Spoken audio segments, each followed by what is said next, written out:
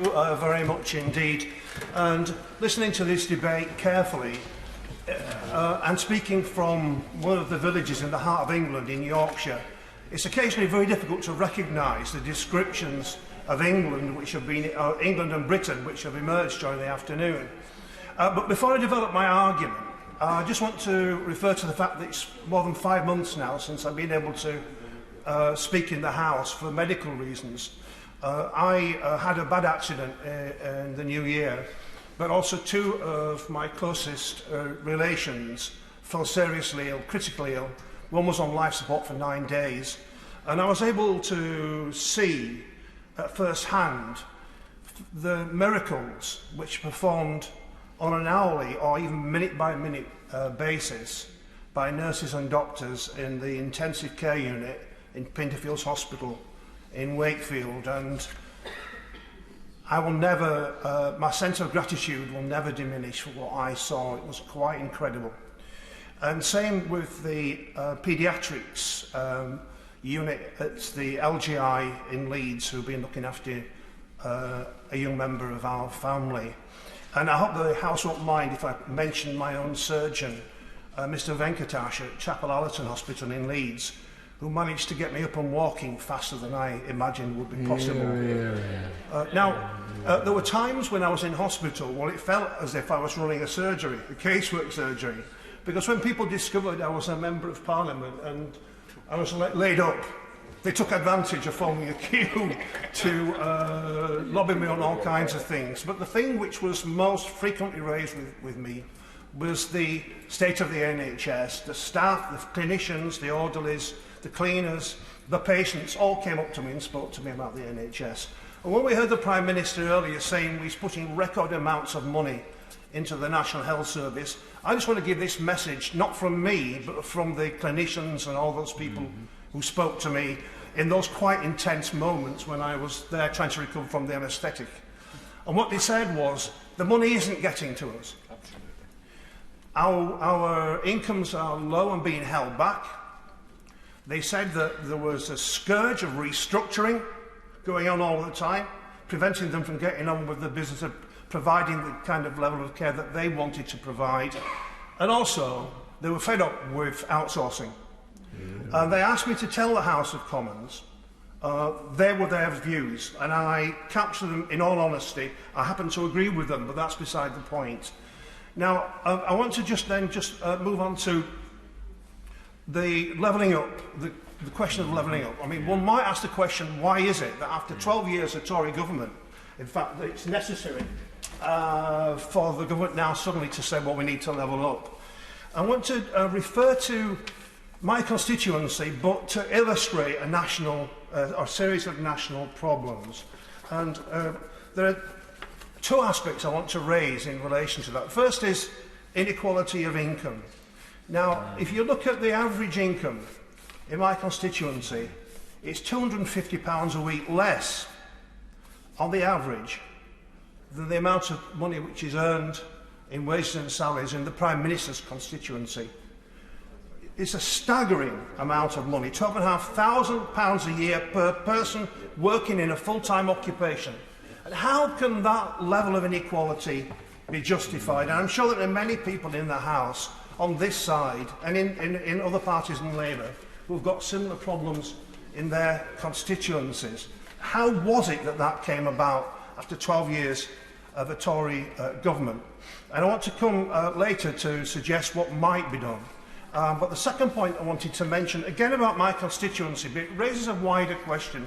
And the right honourable member for Helton Price, who isn't in his seat now, mentioned social mobility. Well, look, the British are told, if you work hard, play by the rules, and you have even a minimum of talent, you should be able to get on in life. That's what we're told. And that's what the promise of social mobility is. But the truth is, the government established a social mobility commission. What happened? They all resigned because they said that social mobility had come to an end in Britain. Now, my constituency, there are 533 seats in England. Mine is the 529th least socially mobile constituency in the whole of England. And I speak not only for my constituency, but for all those seats across the north of England, in the southwest and elsewhere where social mobility has come to an end. And it breaks my heart to think of a child born in one of those hospitals today, which I went through the experience of, in my constituency, born into a family in deprivation or poverty, who faces a shorter life than people may do elsewhere in more prosperous areas, but a life in which they will die in poverty. Breaks my heart to think that's where we are. And so, levelling up is a spurious rhetorical device that the government has developed to try to cover up for the failures of the last 12 years in office.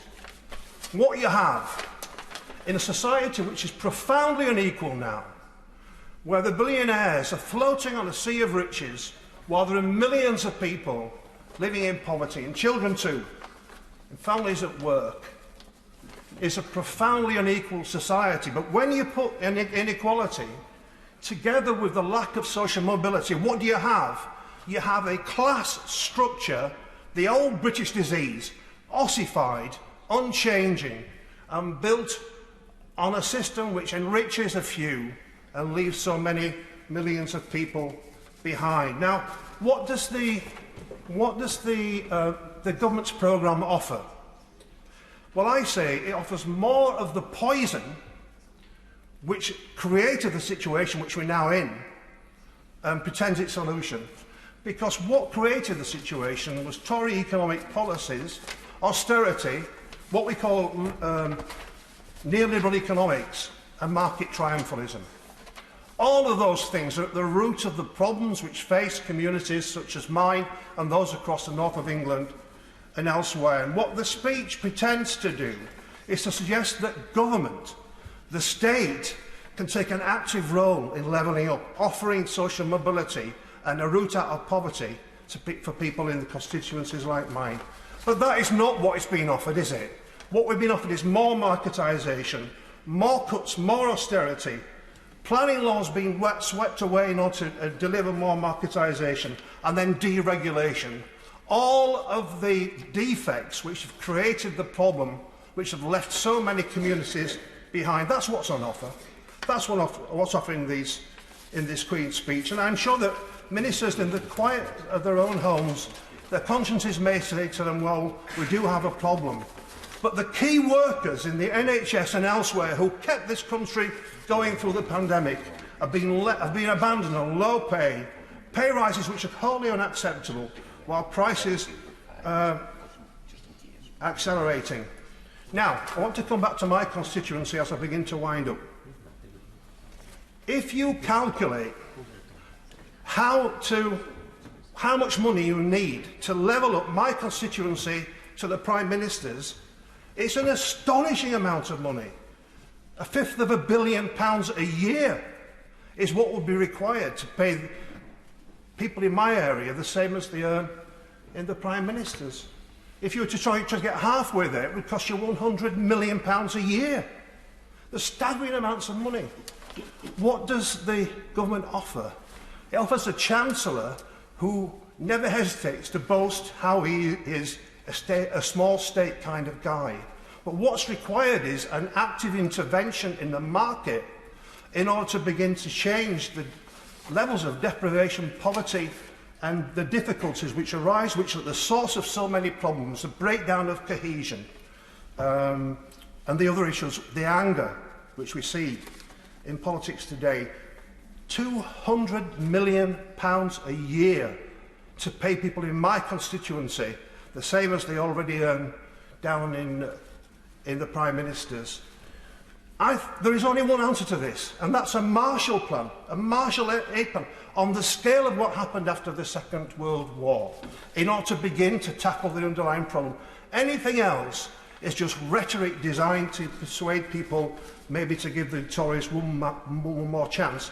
And before anybody jumps up, though I see that nobody is doing, to say that we can't pay for it, this is one of the richest countries in the world. But where is that wealth? Where is that wealth? It's not in areas across the north and elsewhere. It's in the hands of a very small group group of people and a tiny group of corporations, it's time to introduce a wealth tax. And by the way, while I'm talking about it, why is it that money earned from wealth or from property is taxed less than money earned from work? Why do we privilege wealth and capital over labour? Why is it our fiscal system's like that? We could raise more money to begin to create a kind of a Marshall aid plan. All of those things are possible. But we have to, first of all, the House has to face the truth. This is a profoundly divided society, a restless and angry society, which wants change. My final point is this. My very final point is this. In a society with divisions running so deep, it's not surprising that the levels of consent and consensus which a democratic country requires in order to be governed, they are breaking down. Dissent is emerging. Dissent is emerging because of the lack of social justice, which I've tried to explain from the point of view of my constituency. Now, what's the government's response to that? Is it to try to create a more socially just society? No, it isn't. It's to actually try to crack down on dissent. Last parliamentary session, we passed some horrendously authoritarian legislation, and now we see in the Queen's speech today, more is being proposed. Let me say this. Authoritarianism will never resolve the problems of a breakdown in consent in a society which people feel profoundly uneasy about because of how it treats them. And that's my final point, Madam Deputy Speaker. Sir John Redwood. Madam Deputy Speaker, I have declared my business interest in the register.